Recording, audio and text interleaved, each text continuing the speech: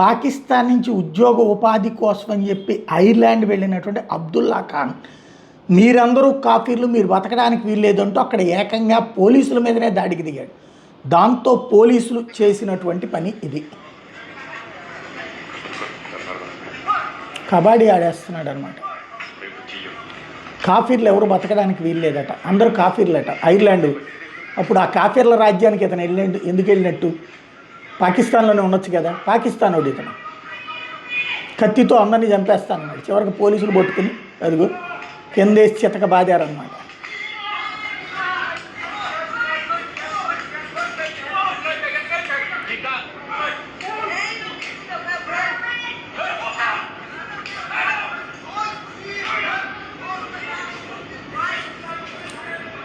చివరికి దేశంగాని దేశం వెళ్ళి తిండి పెట్టే దేశాన్ని నాశనం చేయాలని కోరుకునేటటువంటి ఇదేమి నీచ మనస్తత్వం అర్థం కాదు అక్కడ.